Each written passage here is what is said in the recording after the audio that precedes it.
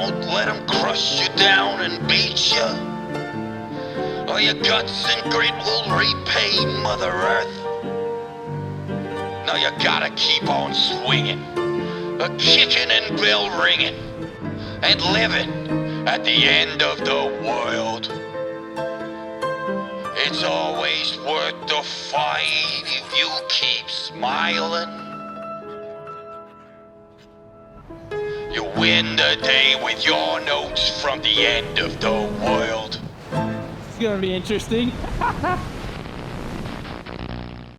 Boys, welcome to the very first episode. It's actually the second episode, but we'll call it the first. Yeah, you butchered the first one. Butchered it, mate. I had dud leads and the whole thing fuzzed out. I'm still going to run it because it was really, really great. But it's Notes from the End of the World, presented by Patagonia in association with Patagonia's Roaring Journals, Smiv, and Vaughan Deadly, Jed Smith from Ain't That Swell. Proud to be here with our two special guests, Sean Doherty and Dave Rastovich, the Yeti and the 29 Gold Cone Piece Award-winning surf journo. We're in the presence of greatness. Company. We are, Smivvy. So, yeah, Notes from the End of the World, mate. It's been a bit of an idea Seano and I have had kicking around for a while. It's not too dissimilar from what you and Dave have been doing with system failure, but with a sort of a little bit leaning into the environmental side of things a little harder and just having conversations that hopefully get people excited about sort of contributing to positive change and getting stuck into things that... Bit of good news, Vaughan. Yeah. A bit of good news. Mate, so often these conversations can just be so overwhelming and so hard to kind of wrap your head around and even making the smallest change just doesn't activate in you. So I had to listen to the first pilot ep and I was so pumped. It was so great. And we might put it up anyway, even with the fuzz eventually. But boys, welcome. And Thanks for having us. No, mate, thanks for having us. First step was great, except you didn't plug the leads in. Yeah, sorry about that. So the whole idea is we're recreating that first step, the magic. You can't do it, second time around, but we'll give it a shot. But we just went al fresco as well. Right? It's we literally are at the end of the world. Well, not really the end of the world, probably the end of the road at Lennox Head. Yeah. So we're in Aussie Wrong's Orange Grove, and this is the ashram for retired goofy footers. That's why Dave's never been up here because wrong foot forward. But thanks to Oz for having us. And let's get going, boys. Yeah, I guess really the whole point in the first episode, Smithy, was we were sort of saying, like, are we doomed? Are human beings? Is human existence? Is hopes of a peaceful, balanced life on Earth beyond us? Have we gone too far? Well, it depends where you live. If you're up here on high ground on North Creek Road, you're killing it. Yeah, true. Surrounded by mushrooms and oranges and a lawnmower. The great timing of And the ride-on. Mate, the great outdoors. There you go. Petrol guzzling fucking grass murderer flying past us as we speak. Yeah. Hopefully he beats it. But Seano, how are you feeling about things? I mean, look, let's start with both of you guys. Long histories with activism, long histories with institutions and organisations that are so committed to trying to pull us out of the muck. When did you first get the seedling of, wanting to make change and get involved? Oh, I don't know, mate. I'd probably consider my kind of trek to get here is probably similar to a lot of surfers. I think you grow up immersed in it, you instinctively give a shit about it in some capacity. But then along the way you get distracted by surfing and life and kids and whatever you do. And that kind of, because that activism can kind of be hard work at the same time. And it kind of falls by the wayside, man. We've had a couple of good decades where, particularly if you live in Australia, it's like you go to the beach and, man, you look at the high tide line, there's not a lot of rubbish there. It's like you look around, there's not a lot of stuff to complain about. And I think in that time, though, a lot of stuff's quietly happened. And that's the way this stuff generally happens. It happens quietly and it creeps and development creeps and things happen above the horizon and around and you can't see it. But, I think there was a bit of a realisation, 5 years ago that there are a lot of things changing in the world. And it was probably time to not even surf less, but kind of just recalibrate a little bit and point in another direction and do a bit of groundwork for a couple of future generations. Because what we're doing right now, there's some of it's immediate and some of it's not. But the place is going to look different in 100 years. It's just how different, and that's the work we put in now. When you were working in surf media for how long? 2,000 years? I'm pretty sure dinosaurs were still running around when you got your cadetship. Well, you were tracks. there. Yeah, I was there. Stitch up. Gotcha. I mean, these organisations have been around a long time. As a young guy reading tracks, we saw Activism really. Well, I think the first cover of tracks even had a smokestack on the mag, and that was sort of hinting at the doom that we were facing, that country feeling movement, getting away from cities and being more aware of what was going on was already part of the conversation in surfing. But you would have had a lot of these organisations reaching out to you and sort of looking for help to spread the word and stuff. Like, how did that appeal to you, or how did it come across when you were editing the mag? Yeah, well, at that early stage, like those mid-90s, were probably the last point up till where we've landed now that there was a critical mass around certain issues.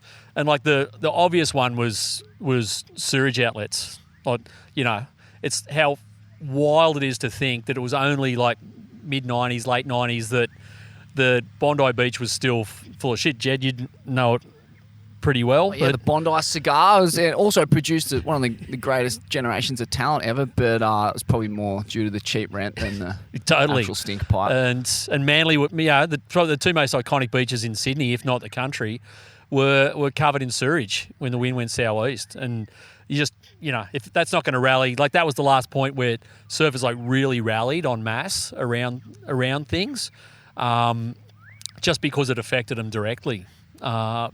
And so then it went into that kind of dormant period. But you had all those groups like the Surf Riders, those groups were there. And like you mentioned, the 70s was another critical mass point where people weren't afraid to get out and kind of, stick their neck out and say something in defence of some kind of livable future. And it comes and goes, man. It's in cycles.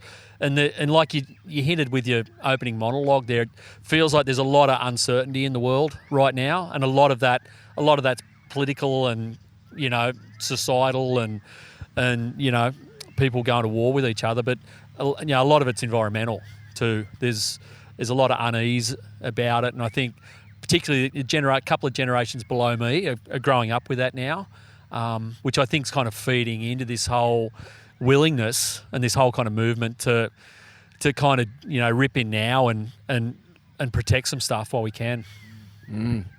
It all just seems so aggressively and insultingly stupid. Like I don't feel like there's uncertainty. I feel like there's uncertainty about the future, but there's a whole lot of certainty about how backwards things are. And like I think everyone knows it. And I always talk about that term. Adam Curtis coined it, the BBC documentary maker, hypernormalisation. It was a term used to describe the situation prior to the downfall of the Soviet Union, where people just going through the motions, knowing that we're in a shit situation and it's only going to get worse, but we can't seem to see a different way of doing things, or we don't have the collective power to get to that point where things are different. The system is so locked in, despite the fact it's misfiring and coughing and spluttering and killing and sinking and drying out and setting things on fire all over the joint. But we're just trapped in it. And that's when you think about how to change that situation, it can feel like depressing and insurmountable. And a lot of it, you said activism is hard work. Mate, it is such hard work. It's time consuming, it's resource consuming, and you're up against an enemy that has endless resources. And they just they know that, and they just seem to wear you down through that. And mate,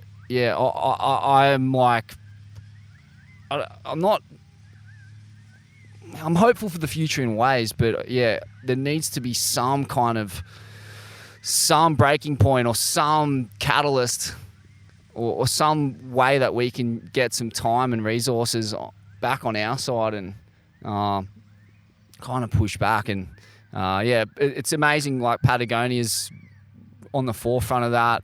Yvonne, donating his amazing company in the way he has freed up and created a lot of resources to help push back and protect the environment and protect the people that rely on the environment. So that's a positive step, and I guess that's why we're here. Yeah, before we get into sort of like things that we can do and ways we can engage to sort of not be smothered by that sense that you're talking about, Smivvy, I'd love to know from you, Dave, just like when did that need to take action and get involved first grab you? Do you remember like a moment, a surf, or a person that you met where you just felt triggered? I was really fortunate when I was around like 12 years old on the Gold Coast. I was growing up at Burleigh. There was a fella, Dennis Callanan, who was best mates with Rabbit Bartholomew. And he was a real spearhead. I think he was also working with Bugs a bit for this group SAND, or not for, I think it was them doing it. And SAND stood for Surfers Against Nature's Destruction or Nuclear Destruction. And so they would put on these little sort of fundraising / grommet contest things for kids really young. And I guess they were hoping to indoctrinate us at a very, very young, impressionable age. But it worked. It got us all there. So when we were like 10, 11, 12, you'd go to a surf competition and you'd surf a couple heats, and that happened. But alongside that was all of the information and the inspiring characters involved with sand. And I just remember being at a couple of things where Midnight Oil were there, and it was in aid of stopping a big expansion, like port expansion style scenario up at the Southport Seaway over to Stratty there. And so there was a big sort of concert, surf, I don't even know what else was going on. I was 12, but it made an impact. I liked the feeling of being at something that was enjoyable because we had surfing and we had music and art. And I liked something about it that turned my brain on as a little grommet even, somehow. It just felt like probably my earliest experience of meaningful play. It didn't feel like an obligation or like a quagmire scenario. It didn't feel like conflict either. It just felt fucking good. And so that was my first exposure to that. And then when I became a wandering sort of surfer that didn't have to follow clock time and didn't have to follow competitions and all of that associated with the usual surfing gig where you get some coin to surf, I felt like, holy shit, I got all this time and I've got all this interest in the world and places and culture and whatever, and I just wanted to just see where things led. And it was really quickly for me when we do this cyclical thing every year as surfers where we go back to Indo or somewhere equatorial in the middle of the year to escape winter, or we go to the Northern Hemisphere when it's our summer because it's flat and onshore here. We visit places year after year. It only took me like 2 or 3 years of doing that to see that places were changing really quickly, and it didn't feel right, like going to Indo or going to the Philippines. There's a couple trips going to both those places and seeing dynamite fishing being used by just local fishers who are trying to survive in the face of industrialism, industrial fishing practices coming through and raping their zones. So they're just trying to get a feed on the kitchen table for their family and survive. So, but those practices were super destructive. Those dynamite fishings in the Philippines and in Indo that I saw, and then the struggle to catch food and to grow food in industrialized lands, I just couldn't really ignore it. And I felt like because I wasn't a standard surfer on the tour, which basically sees you visiting somewhere for 2 weeks, your head's in the game to win a competition. You're not doing anything else. You might have a few drinks and have a bit of a party with some crew, but that's about it. You pretty much got to be eyes on the prize. Because I wasn't doing that, I was just, experiencing all this other stuff. And then because we usually had a writer, someone who could articulate things much more eloquently than fucking pro surfer kids.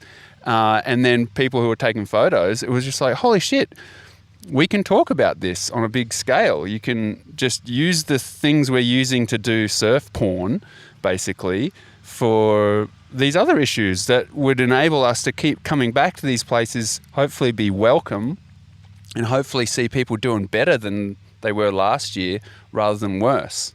Because the trend for decades now, in my life anyway, has seemed to be that places were getting harder and harder to live within. So that, for me, that was where it started. There's like this matrixy red pill, blue pill moment when you start to see the world like that. You kind of can't go back. Yeah, look at the Mentawais. Yeah. It's like a perfect cultural example. We look at the early times of everyone going there in these big, fancy, us all included, in these big, fancy, petrol-guzzling fucking Euro mega yachts. And right there, people are just struggling to survive with, malaria and all kinds of waterborne issues, just general nutrition issues, health and well-being. And then you look at us now, and there's far more understanding of what's going on there, not necessarily far better practice yet, but there is much more communication happening between these wandering surfing groups and local people in those islands. Different times for sure. Yeah, it's so intersectional. As soon as you start talking about the environment, you realise how complex and interwoven so many different forces are. Yeah. I mean, you're talking about throw a brush cutter in and a leaf We've got blower planes flying over. Mate, the orange grove is in the middle of peak hour traffic at the moment. Oh, unbelievable. look at there. Jetstar. Classic, mate. This is actually kind of like ideal, right? Here we are thinking we're out in the middle of nature, and we are just getting assaulted by freaking, all these different mechanical fucking wonders that are here to make life easy. Look at it, smashing us. We're pretty much just going to run the fuzz recording because it'll be better than we'll go back to the fuzz. Planes and mowers. One thing I just wanted to, how did you manage to, because, you've gone from these places like being, I guess, privy to, pollution, poverty, all these sorts of things, to then going to Japan, getting involved with, the dolphin, what do you call them? Massacre. The massacres. drives, dolphin drives there. All of these different areas where you've applied your sense of need towards activism. How have you managed to not get completely exhausted by it? Where does the endless sense of, having to keep showing up and optimism for a better future come from? For me, actually, over the years, to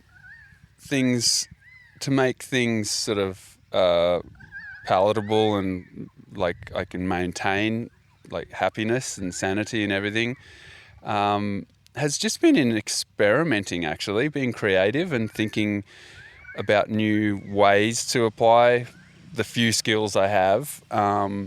And so that kind of keeps things fresh. So back then, when you speak of the Japan thing, that came about because of some Japanese surfers reaching out and telling me about what was happening there and quizzing me on how I could help. And then I've done similar things in Chile with Ramon and people telling me there about whale sanctuaries that were proposed there, and they just needed to popularise the idea. So that was, again, just sort of responding to sort of an outstretched hand, I guess you could say. And so at each of those moments for me has been an application of a different strategy or response. So Japan was I wanted to do something ceremonial. I love Japanese culture. Japan has one of the richest environmental protection cultures in the world. Shozo Tanaka is one of the original environmental activists in the history of humans going against industrialization. And so I love Japanese culture. I love the ceremonial, ritualistic, traditional aspect of their culture. And so I wanted to basically go there with the idea of having a paddle out, the surfers' circle for the ultimate surfers, which are dolphins. Where we live here, you see them surfing all the time, and they're fucking unbelievable, right? And so my idea was to just do that, but in proximity to the inhumane practices that were happening there. So in the water while a drive was happening. And so that was the nature of that action. And then, something else like, say, New Zealand, there's a threat of seabed mining in 2011, which was the great idea by an industry to suck up all the mineral-rich sand on the seafloor, the black sand beaches on the west coast, take out all the iron, spit out all the rest of the junk and leave it there, and take the iron to China to make stuff like the things we use. And so anyway, what needed to happen there was some local friends were like, man, we need the whole coast to know about this. There's a tiny little coastal towns. No one's addicted and glued to their phones and the internet all day. They're like farmers and rural people. So there, for me, it was doing a paddle. So I just paddled that stretch of coast over a few weeks and would just stop into every little group of houses and we'd hang out and we'd have a cook up and we'd have a beer and a barbie or a cup of tea or whatever and we'd talk about it. And then that was a way for me to participate, just using the simple things of having arms to paddle and the ability to write and talk about this sort of shit. So anyway, that's how I've maintained a level of coping, is just by thinking about different ways to express my concern. And, right now for me, that's food growing and localizing, not jetting around the world, not being addicted to competing with other surfers for the best wave in Indo in the last few weeks or the next wave in Fiji or whatever, unplugging from all that. So for me, my experiment right now is really, around localizing and the idea, the proven idea that localization is a solution that brings many other solutions, and that what's wrong with being here for months on end, fucking especially here, we live in an incredible part of the world, but like deepening my own story in my own place right now, that's my experiment. So I think, it's a long answer, but I wanted to give you examples of how I've done that over the years, and that's just worked for me. It just seems to be a good way to cope. Man, that's beautiful because, by giving those examples, what I hear there is kind of a couple of keywords. Unplugging, huge, because the overwhelming nature of sort of the environmental plight, it comes through these channels a lot of the times that are, they're designed to get you reacting a certain way. So like, for example, the algorithms are all about hitting you in a spot that demands a negative, like quite peaking reaction, emotional reaction, So if you localize and just simplify the things that you can do, you don't necessarily, and then you unplug as well, you're not getting that crazy like rush of stress or anxiety about the problem, and you can just sort of like simplify what you can do to make a difference. I think the crucial aspect of what you're saying there too, Blakey, is that overwhelm is a strategy used by corporations. For sure. And so overwhelm leaves you overwhelmed. You're like, fuck this, I'm going surfing, I'm out. Like, what the hell can I do anyway? So it's actually you're not opting out and you're not escaping, you're not being a slack ass when you turn the fucking telly off and shut your phones down and you go surfing. What you're actually doing, you're saying no to all that stuff, but what you're really doing is saying yes to where you live and yes to the place where you are, and it psychs you and you get fucking pumped and you're like, holy shit, look at all the good things we have here, right here, and oh yeah, my river is pretty fucked. Some of the crew have been collecting from there, have been getting sick from eating. Maybe I should do something about that. And that's localizing. That's the proper version of what a localism is and what it could be. And I think surfers have the opportunity to be useful among all of these sort of movements and these goals of earth repair and community repair and thing. We have a useful role, given that we are so repetitive in our addictive nature of going to check the surf every morning at the spot where we check it. At least we have like a baseline of knowledge of what this place looks and feels like over years. You go to talk to old Brian or old whoever at the point or down the rivery or wherever your spot is, and they will give you decades, whether you want it or not, they'll give you decades of knowledge with observations of that place. And they'll say, you know what? that's not a lot of fish. That one bait ball you see there, that used to be the whole fucking beach. And that's such important knowledge, and so amazing that our communities of surf rats have that to call upon. So I don't know, I just feel like you withdraw your attention from all the shit that's in a screen that has four corners pitted against each other. Every corner is in conflict with another corner. You're out of that, and you're talking with the people who inhabit the space where you live, and it makes you lit up. It makes me lit up just talking about it, thinking about this right now, because I know you would have one of those people, if not more, and you and every other surfer would in every corner of this coastline. And I think that's a way to beat overwhelm. That's a way to stay lit up and have that sparkle in your eye. That's the way to maintain your shit when you feel like all the typical world story, worldview, narrative is just destroying you. It's just eating away at you. And it's not just eating away at your time. It's eating away at your sense of faith in people, in your faith in community, because it's so easy in this day and age of disinformation and misinformation to just feel like, well, where's the truth in all of this? But, in your community, and you get this whether you're doing breathwork classes or whatever, the truth is there to be completely felt and experienced in real time. And those old tribal elders, if you want to call them that, like, and sharing of all that wisdom of years and years accrued from living in one spot, that can't really be messed with. Like, sure, they could probably turn the dial on the 40-day swell where they all got fucking pitted out of their minds. There hasn't been a swell or a bank like that since, but in actual fact, the sort of, I guess, the truth underneath it all is there because it's been lived, and you're getting it eye to eye, not sort of drilled from some weird website where you don't even know what the source is. Yeah, I reckon these sort of things, like here we are sitting in a four-walled screen if you're watching this or listening to this, saying this. But what we should be is just a prod to turn this off in a minute and go and have these conversations. We shouldn't be, right now, we should not be, the four of us, at all a world view builder for anyone. No. Like, if you build your world view upon what you see and interpret through screens and tech, then I don't know if that's a very healthy place to be. And I think because it's not really your world that you're looking at there, it's just this interpreted thing through many lenses and lots of agendas behind it.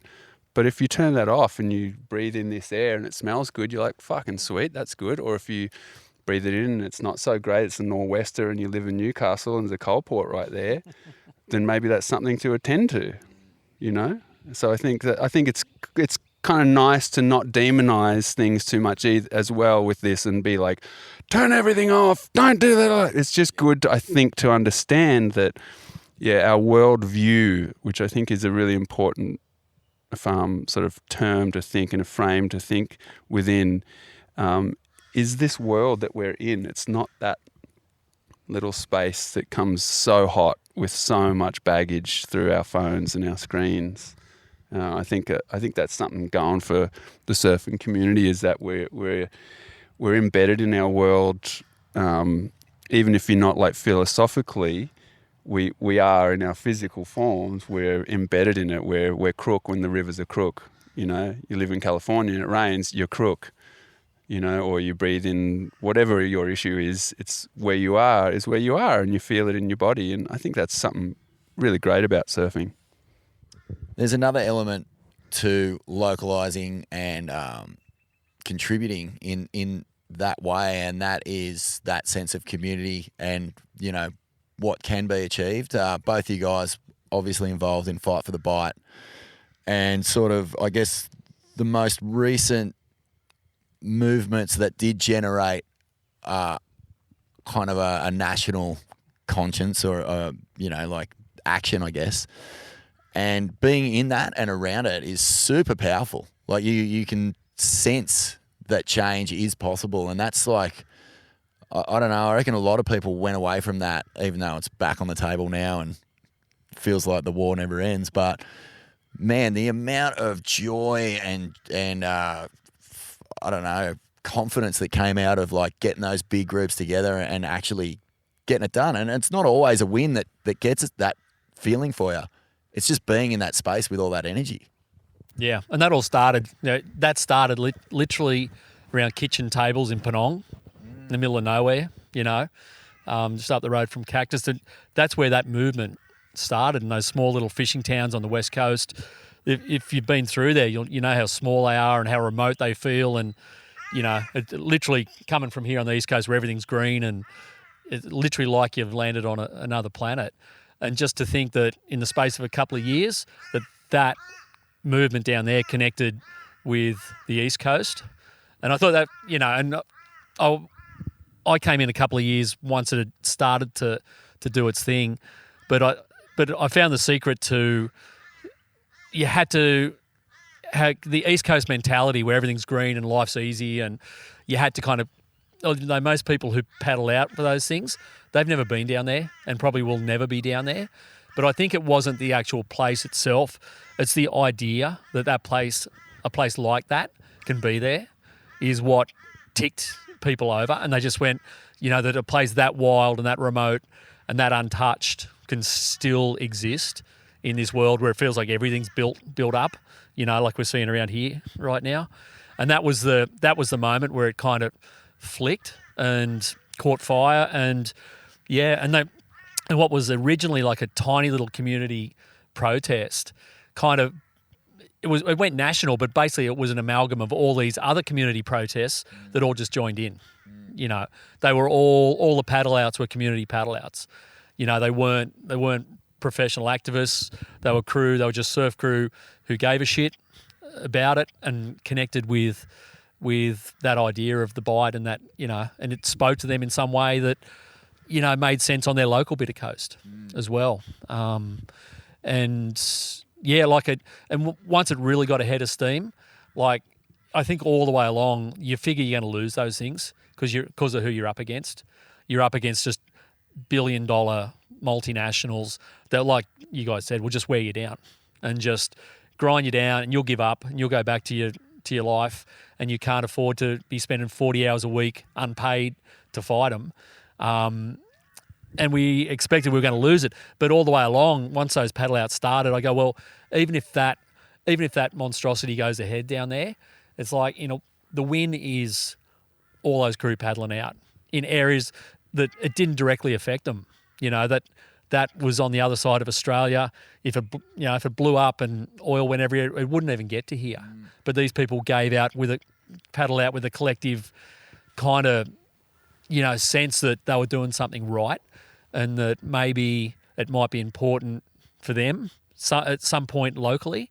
But that was the win in itself. And then one day we woke up and they said that Norwegians were fucking off anyway. And we just went, you beauty. That's just like, and the bite will probably, in all reality, stay, free of those guys for good. On your bike, on your bike, fuck off. There was a classic little clip I saw, like a couple of those original Penong crew who were basically planted the seed of this thing, like back in, 10 years ago, when the last two Equinor guys were there, because they had like a local establishment who were trying to, create the ground to make this thing happen. The very last two Equinor guys were getting on the last plane. Those first two people were there at the airport, and they went over, and it's just like, and it was literally like they went over and shook their hands. It was like, good luck with whatever you're doing, but don't come back. It was like, it was like the end of the coyote and what's the one with the sheepdog and at the end of the day when they both clock off after a big day. They just shake hands and go home. Ring each other. It's like, but it was like, to me, I just looked at that and that's brilliant, Yeah. It personalised the whole deal. Yeah, I actually think too, one of the great things about the Fight for the Bite paddle outs was that it was a good time. And I think that's a really crucial aspect of all this. It's like, you got to make a better party than the other fuckers party they're throwing. And when you look at the people, I shouldn't say other fuckers really, because I don't like being in conflict. I think it's okay, Dave. It's all right. We can call those. But, you think of people in those positions and they're not the most healthy, stoked, vibrant people on the planet, right? And And I just think if we're going to try and corral each other and keep turning up to things like these paddle outs or whatever, something at your town hall or sitting out the front of your local electorate's office with the knitting nanas or whatever you're doing, it's just got to be a good time. And it doesn't, I don't think you can have such a great time if it's obligational style talk or even if it's conflict style talk. I'm not the biggest fan of the language we use around a lot of this stuff. A lot of it's quite militaristic language, campaigns, fighting, all this sort of stuff. I don't know. I just feel like there's something to be learnt from how contagious those paddle outs became when you see kids and people from lots of different groups in the community turning up. You know, the Bentley blockade, when that happened here, the reason that worked was because everyone was there from all walks of life to stop coal seam gas from coming to this area.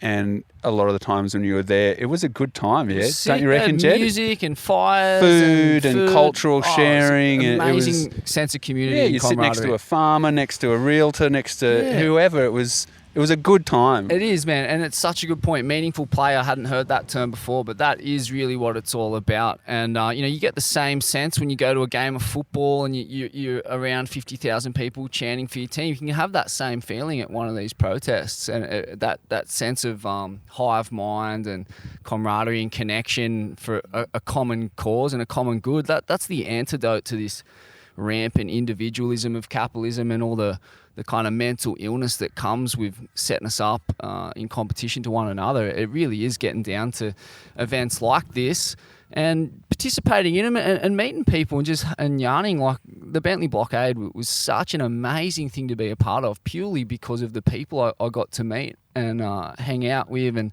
you meet some of the most intelligent people on planet Earth, these environmental lawyers who were there at Terania Creek, who are still doing the same thing fucking 50 years later. They're amazing things to be a part of. And I can remember, my introduction to protest culture was, as a 4-year-old going to these East Timor rallies in the Big Smoke when I think it was Suharto was, butchering people at the Dili airport in Timor. And just like, mate, I have these childhood memories of thousands of people and drumming and chanting, and I'll never forget that stuff. It was electric, it introduced me to it. And then you had the Iraq War protests, like something like 800,000 people walking across the Sydney Harbour Bridge, and in synchronicity with protests of that size all around the world. And I think the late 90s and early noughties was kind of a high watermark in terms of protest culture globally. You had, the G20 protests, you had the Iraq War protests, you had the Woomera detention centre protests. Like there was a lot of amazing energy and amazing ideas and creativity and especially people amazing. Think of like the Chaser and that. Like remember when Chaser, they dressed up as like Osama bin Laden, getting through all those safety checks in Sydney. Unbelievable. Like there's a history of larrikinism, meaningful work like that in Australia that I think is unique to here, that we should fully embrace. 100%. The Knitting Nanas are right in that wheelhouse of an all-time piss take that is so funny and so purposeful, and like they get it done. These old grandmas who are on the blockade at Terania Creek, and now they got grey hair and they're knitting and they're still on the front line of the blockade. It's fucking all time. So it's almost though what you need these days, because if you go head to head and you fight on the terms of the crew who are trying to whatever it is, the fossil fuel industry or the war industry or whatever it is, if you try and go head to head, they'll on their terms they'll beat you anyway, just because it's it'll go through the system, it'll do its thing and you'll get squashed.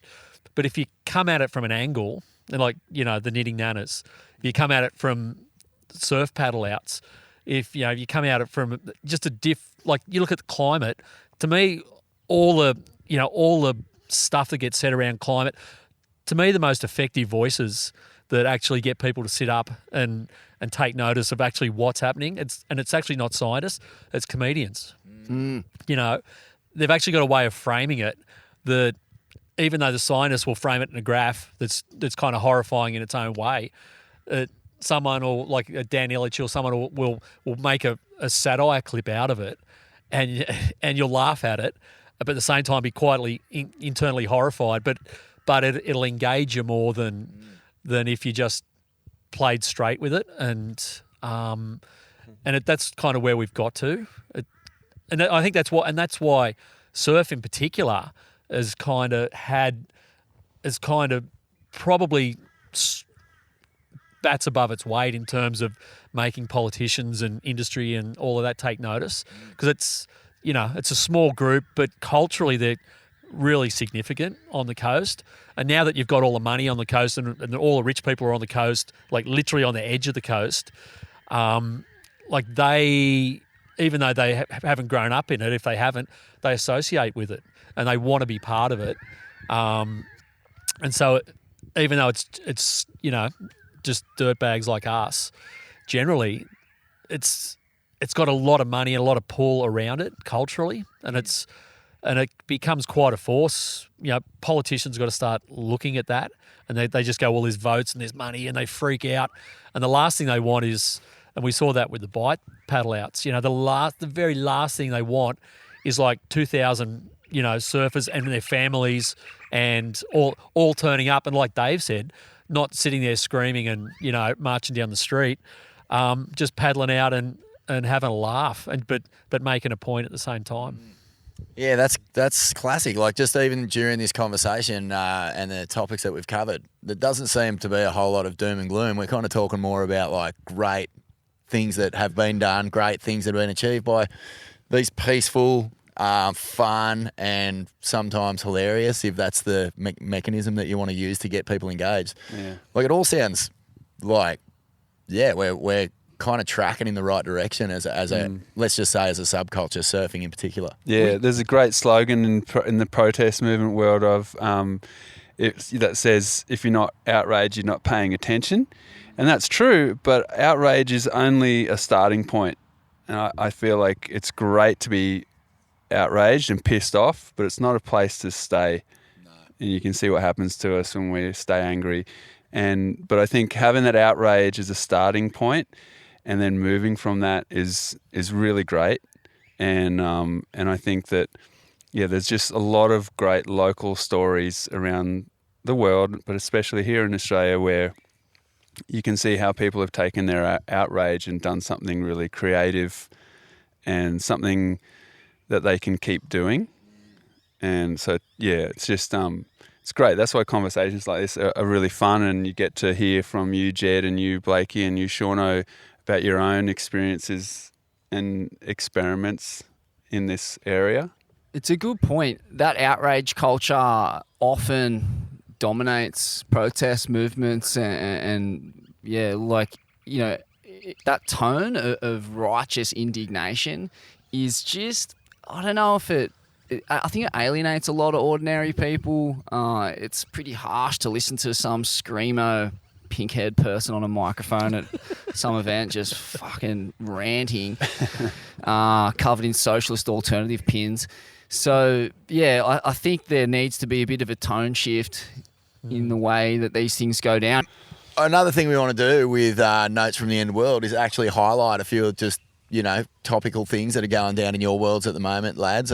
You too, Smivy. But sort of what issues are sort of there right now that people who are listening or watching can sort of like lend a little bit of an ear to or have a little deep dive on if they've got something going on. I know that there's like the most recent thing that I've seen that's sort of been, I guess in my sort of field of vision, is the salmon farming that's been going on off, is that Tassie down there? Like, it just seems to be like something where the government keeps on turning up, prime ministers even, and sort of like pushing this story that doesn't really seem to be getting legs with anyone who's local down there. And oh, gee whiz, what's Tassie, your, holy moly! Get him started on this. Yeah. If you dig in just a little bit in Tassie, you even just look at the numbers economically of the fish farming industry in Tassie and how much it's supported by government backing, and the good old boys with the newspaper down there all in cahoots with each other. It's pretty quick to see what's going on. There's some great backroom hangouts and looking after each other there, because even when you look at employment numbers, it's just so insignificant in Tassie compared to tourism, hospitality industries down there. The money that world brings in to local people down there, that doesn't destroy entire ecosystems. It's just a no-brainer that there's a huge spin factor around this in terms of those aspects, so economics and employment. Then you look at the health issue of it and the whole spruiking of salmon as this superfood that people are meant to eat for $20 a tiny flake of it in some cheese ball joint. And you look at the reality of those fish swimming around in circles. They're all lopsided. They don't have any of those beautiful orange, golden glow colours in them. They're injected in them later. They're chock full of antibiotics. They're eating kilos of wild-caught fish just to get one of these farmed fish kilos. So you're destroying native fish populations around the world through getting the feed for these fish. Then you're destroying the local habitat where these fish pens and farms are, with all of the excrement and the feed and everything that settles on the floor of the riverbeds wherever these Macquarie Harbour, different areas in Tassie they are. So there's just on every single branch of the fish farm tree is treachery and dishonesty, and it is just such a farce. And so anyway, when you see that industry hoping to expand and move to new areas in Tassie or in Bass Strait with the islands there, trying to get into places and then being sort of sent away with the middle finger extended by locals, then they move on to a new site and try and do this. And that's what happened when Martha's, the northeast corner of King Island, was slated, like just this idea of trying to put it hidden in these places, maybe where there's more water flow, and so people won't be able to see all the nasty shit we're putting in there, and it'll just get blown away rather than in these Macquarie Harbour places. It sounds a little bit like I've just listened to this podcast. Don't know where it was or what it was, but it was about like the first motor vehicles. They used to backfire all the time. In old movies, they wind the thing and it goes kapow! And they figured out that to get rid of that backfiring, they could add one of two ingredients. They could add ethanol, which can be made out of potatoes and all of that, but obviously anyone can grow a potato, so no money in that, or lead. And so they fucking made lead the only option. Like you weren't allowed to put ethanol in this petrol for years and years. And of course, lead drips out of the exhaust pipe onto the road. If you're wearing bare feet on the roads back in those days, people getting lead poisoning all the time. Endless carnage on the back of just this one decision to make it, a viable money option for 0.01% of the people. What are your thoughts on it, Seano? It's pretty gross. I mean, it's the same sort of thing, right? You've got this sort of industry built on something that is completely just... The putting of profit ahead of health and safety is just the way this fucking system works, and I'm so over it, dude. Fuck, it's so insultingly stupid. I know, and gets so worse and worse. where it's do we everywhere. go? Wherever you look, you pick one little flake away, you dig like the shallowest little hole, and you immediately run into this problem over and over again. It's just a replicating chimera of fucking horseshit. Man, I'm hearing you. Localization again. It's like, if you're going to eat fish, then go down the road here and get some mullet. Yeah. And that's got great oil in it and all kinds of stuff. Right? $10 a kilo. Don't go to Woolies and Coles. Don't go wherever it is wrapped in plastic, juiced up with the colour to make it look like fancy salmon. Don't fucking participate. Yeah. And know in your body that your body will be stoked because you're not eating one-eyed, bung-eyed, fucking juiced up Tassie fish farm fish. Mutant fish. So your body will be it's better. like the Simpson fish, they're all swimming around with 3 eyes down there. Some of the things that come out of those pans. It's so fucking crook. And so like we know in that instance, that's one of those moments where you defeat the overwhelm strategy of that world. Yes. You're like, all right, I'm not going to participate. I won't buy that shit, and I'm going to tell everyone I know who likes salmon that this is what you're eating when you eat it and what you're supporting when you buy it. And more importantly, these are your other options. Around here, it's mullet. If you want to go get some mullet, go in with your spear and grab a mullet or your fishing line if you have to, whatever. So I think that kind of thing with the fish farm issue is really what's necessary right now, because there's so much spin around it, nutritionally and industrially and economically. It's just so full of shit. And just finally on that, if you do want to take it further than just not participating and buying it, like, is there an organisation that you're involved with? Like, is it Surfrider? Is it? Yeah. Surfrider Taz are doing quite a bit around it as well. The Bob Brown Foundation are probably the leading group that are mobilised against it. They're set up down there in Macquarie Harbour. Dave and I were going to drop down at some point later in the year maybe and check it out, because there's a lot. There's a array down there, like this thing called a Morgian skate. It's like it was around when the dinosaurs were there. Like, it's 60-something million years old, and it's about to get wiped out by salmon farms. Apparently it's great salmon farm food. You just chop them up and feed it. So they go mad on that shit, Smiv. But the whole thing's just so gross down there, and fully. it's the typical mindset down there. It's followed on from the forestry, where they're just chewing through natural resources, and Tassie, the most beautiful corner of the country, is quickly souring. But it's not great. And you look at the fisheries out here, like, to be honest, like, most of Australia's fisheries are pretty well managed. And like Dave's saying, like, if you want to just go and wreck fish out here, it's pretty good. Chances are pretty good you'll get something, and the fisheries are healthy, largely. They've actually been managed pretty well. But then you've got this monstrosity down the bottom that's just being kicked off. And the other thing that's changed is those salmon farming companies were originally little pokey Tasmanian companies. They all sold out in the past 2 years to multinational protein companies. Big Protein has just moved in, and they've all got horrendous track records, and they're all just want to expand, and they're just going to, they're just going to mow through Tassie. So heavy. All right. Well, let's leave that there, Smithy, because one of the other things we want to do is shine a light on the Roaring Journals, which is Patagonia's kind of, I guess, living newspaper.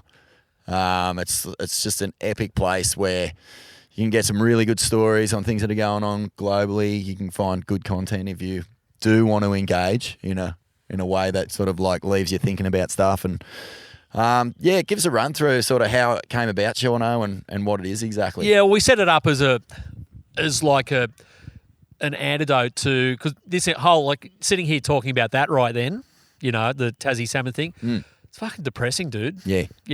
And if you cumulatively add environmental news stories just in the cycle, one after the other, they're all bad. Very few things are actually, the markers are improving in the natural world. And if you just get too many of them, you'll just give up. Just to stop you there for a sec. So we got a win at Martha's Vineyard though, right? We biffed that, or is that still? Yeah, it's still still floating around. Yep, all of that. It's they're looking at Flinders, they're looking at other places, and and the nature of what those salmon farms are, if they cause too much trouble or too much damage in one spot, they just pick them up and move them around to the next bay. So. Well, one thing that isn't negative is your trip to Lord Howe, mate. The kin film that you made with Lauren. Beautiful movie. It's live on Roaring Journals right now. Walk us through that little adventure. Yeah, so right now, around the planet, there's a lot of really great movements for creating marine protected areas, MPAs, and the proof of how effective they are at looking after everyone involved is just crystal clear. And so when I was a little rat in New Zealand before we moved across here to Australia, I have a memory of going to a beach and seeing people collecting mussels and fishing, and like just a really cool picture in my mind of a really thriving space. And it was on the northeast of the North Island. And then it was not really more than just a few years ago that I learnt that was a marine protected area, one of the first placed in New Zealand in 1975. And that was only, that was 10 years after. I was 86, so I was like 5 years old. And that marine protected area has enabled people in that area to have food to collect for decades, and a space that's like a nursery for everything that wants to live in that area, fish and all the organisms, plants, everything there. It's amazing, right? And so that story is all over the world in different pockets as a way to ensure that you got fish to feed people and other creatures in that area, and you got a thriving habitat. So we know that it works. We know that, essentially leaving spaces where we give them some space and we regulate our activities to a degree is really beneficial for everyone, including us human animals. And Lord Howe is one of those places here for us in Oceania, in this part of the world. We can look out there and it's just thriving. And what's the deal? How far out is it? So it's sort of off there's Port protected Macquarie, areas. Oh, so yeah, the island itself is straight off the coast here, 500 odd k's out to sea. There's marine protected areas all around it, and the island itself is an incredible story of amazing generations of local people looking after the place, removing things they loved, like domesticated animals, and also other things they didn't like, like rodents, rats, and getting them off the island and then seeing how the sending island them to Norfolk. Yeah, There's a bit of a thing there, right? Yeah, there's a Norfolk Lord Howe connection on many yeah. levels, but it's a really great example of how humans have got their shit together with the place, Fantastic. in cahoots with the place, and everyone benefits. And so you go there, and tourism numbers are regulated. So that's an idea of regulation working in a really great way. It just can't be excessive amounts of people on the island. The numbers have gone up a little bit over the years, but it's still really got a lid on it, so it's not trampled and loved to death. And then, the invasive species aspect to it is really impressive, where people have brought back all kinds of plants and seabirds specifically. It's an incredible place to go and actually see tens of thousands of birds nesting in the sand dunes, shitting on your shoulder, landing on your head. My 6-year-old, they would like land on his head and he was just loving it, and to feel like you weren't feared. And that's like a little bit of a touchy-feely, esoteric thing to say on a show like this, but it's a pretty special feeling to not to not be feared by other animals. Like so many places we all move, we're the apex predator. Everything runs from us. We're fucking gnarly. Not to get biblical on you, man, but I mean that's what Eden was like before the temptation got thrown into the Well, garden. there it is off the coast right here. Yeah. It's there, right? But the thing is, those seabirds weren't there one generation ago. So the old crew you talk to on the islands is another example of like talking to the old crusty cat on the surf check seat in the morning. They were telling us, the old fishers and surfers and people of the island, they're like, yeah, when I was a kid, none of those birds were here. None of them. None of them at all. And there's so many now that they're moving the nests away from the airstrip because the birds can come up and mess with the planes and everything. They're just everywhere. And so anyway, we wanted to go there and just really show rather than tell, because it feels like it's maybe a better way to communicate to each other is through showing rather than telling all the time. But like just show a place and a people that's thriving and who have pretty much done it right and are continuing to, even though there's so much pressure, like that place could just be loved to death a million times over. With how beautiful it is and how much everyone who goes there wants to be there more, and it's just got it right. It's a beautiful film, man. It's a peaceful film. It's an optimistic film. You feel like hopeful, really, at the end of it. Yeah. It's an emotional nice. film too. It's good.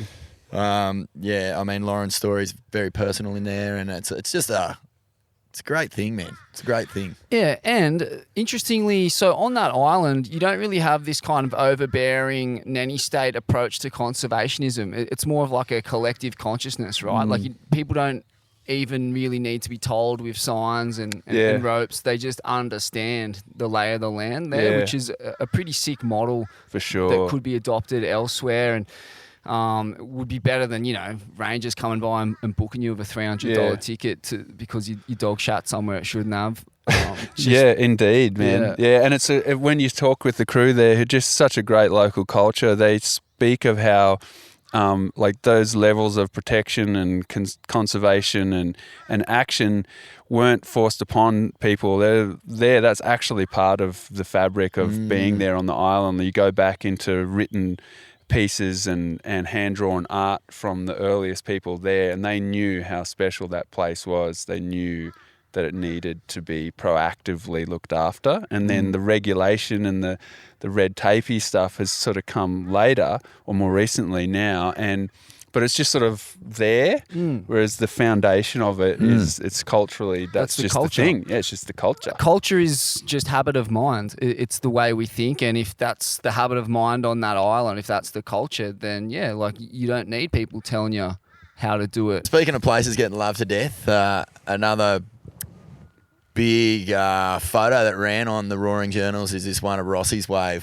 from a recent Shippy swell, and Shippies is crazy. I mean, of all the places on earth, you never expected to see a snapper-like lineup. Surely that was the one. Like, fuck me, like it's flying over the ledge, just getting absolutely apexed into the bedrock.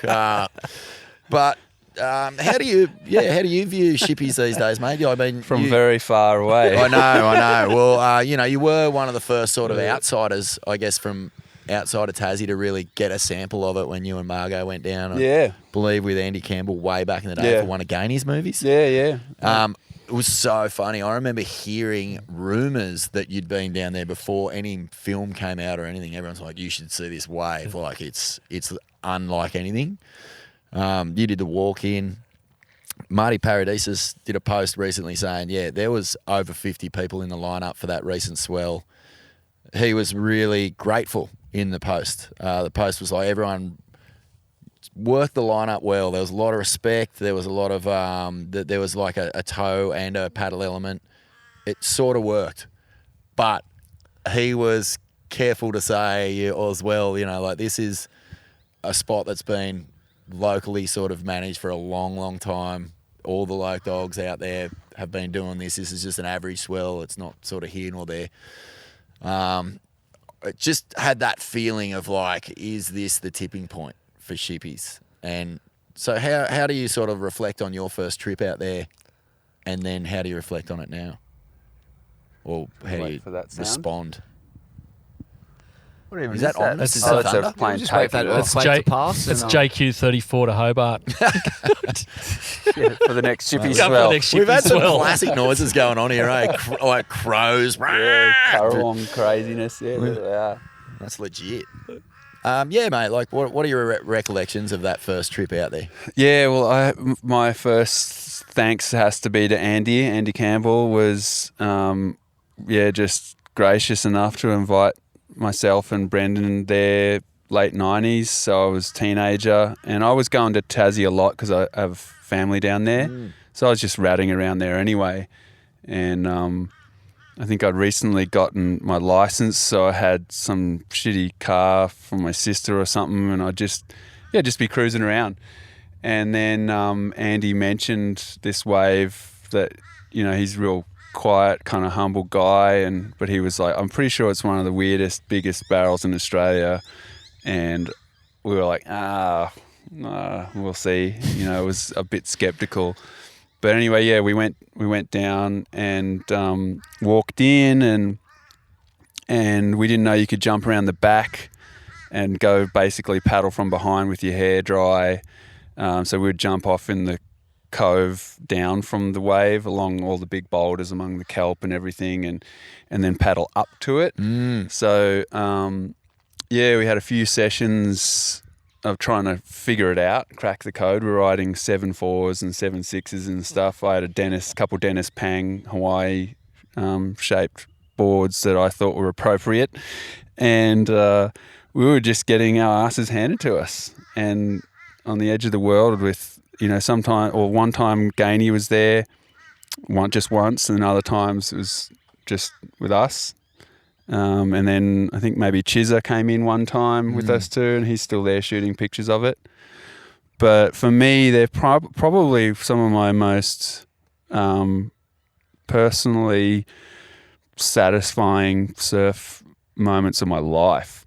Because at that time I felt like I'd missed the boat. Like I had Jim Banks and crew like that here telling me how good it used to be and how, you'd get drainers at Desert Point with not a soul around, or drainers at wherever wave throughout Indo that are all busy now. And like it kind of felt like, the age of discovery is gone. It was sort of done. He's like, oh, you can have, you guys are sponsored with money and stuff. You don't have to get a shit kicking job or whatever and stuff. But I had deserts to myself and like stuff like that, and I was like, well, I fucking know what I'd rather. I would rather no money and deserts to myself any day. So I was a bit sad, I reckon, at that point in my life. And then Shippy's just rocked up with Andy, and that idea of like having to read a place that hadn't really been surfed before and outlined, like how do you navigate it, and especially a wave like that. We were just like, holy shit, what do you do with that thing that comes up the face? And then sometimes there's two. There's another one that's there. And is it low tide, mid tide? Like just all these factors that were just so fun to try and crack, And I loved that there was only, there was one time with the camera and other times just no one watching and no one out. And so probably my most favourite one was a session with Andy. It was the biggest we'd surfed it. And he got bounced on the reef really quickly and busted his ribs up. And so he sat on the rocks and I just surfed it alone. And like no one in the channel, no one on the rocks other than Andy. And there was just that wave. And in this like coliseum where the stern is the smallest cliff among the whole fucking space. It's just like, biblical proportions of everything, it felt like. So really special, super duper special. So special, in fact, that then a couple of years later, when we went to the lookout to go down one day, Kieran Perot and Marky Matthews and Drew Courtney were out in the lineup down there, and Andy and I sat on the lookout rock, which was just, there's just little goat tracks then. It was nothing like it is now. And we just turned around and didn't go down. And then I didn't go back for like fucking 16 years. I only went back a couple of years ago when we were down there doing fish farm stuff. It just happened to be with a swell, and I was like, oh, let's go in. And it was so bizarre. We went in and it was only like at its size where it starts to do its thing, like 8 foot, maybe a couple bigger ones. And I walked in and there was no one there.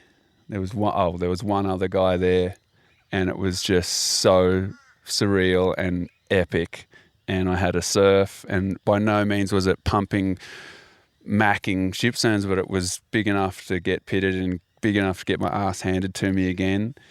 And it was really special. It was really cool. And were your Dennis Pangs and your baked beans still in the bushes from 16 years ago? Yes. They were? Yeah, I don't know where they are, but yeah, they're left there somewhere. Yeah. Because that's what we do. We just tuck them in the bush and you don't have to walk everything in every time. So, but I know there's one board in there I never brought home. I know. I went looking. I couldn't. No. But yeah, man, super special. What a moment in time. And so now when I see it, I just don't have the draw to be like, I would give my left nut to surf that wave properly and without crowds, but that's pretty rare. I know it happens, but it's just a different world. It is. And that's just what it is. Interesting lesson, when you only take what you need, you seem to get what you deserve. You keep that connection with a wave as opposed to just going back over and over again, searching for that same experience that you had at the very start. Yeah. Something cosmic in that. Yeah, it was cool. It was redeeming in a way. That's awesome, man. Yeah. Well, boys, thanks so much for your time today.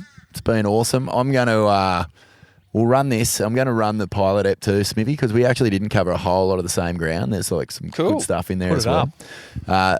Yeah, just Leeds bombard be damned, everyone. Smithy. Leeds be damned. Leeds be damned, mowers be damned, Jets flight be bar damned. be damned. Everything be damned. But I feel after this chat, and I hope that the future chats that feel the same, that there's plenty to take away and feel good about, with getting active with activism in a creative and fun way. They're the two takeaways I like. Yeah, when's the next one? When's the next big pop off where we can go and meet a wife and Make Yeah. a bit of racket for a good cause. Is there like a big communal sort of protest that we can all go to and start beating the drum at Take in your a fun pick. way? Live in Brunswick Heads, go to the Wallam one right now. Yep. Live in Ballina, look after the river. The river, yeah. Far out. Go down to, if you're you're in Yamba, this is just our immediate area, look after the Clarence. Threats on the Clarence are huge right now. Everything. So far out. Where else have we got? Take your pick. Yeah. Yeah, so if you're a Wherever you music listen. promoter or you got some mates in some high-profile bands, go on, rip in, put a show on, get the people down there, Yeah. have a party with a purpose. Mad. Love it. Mad. And Sean, Roaring Journals on roaringjournals.com or patagonia.com? Where It's do you on find it? patagonia.com.au. Fantastic. Awesome. Notes from the end of the world, boys. Not there yet. See if we can keep it going for a couple more generations at least, eh? Yeah, go on, your lads. See you, boys. Nice.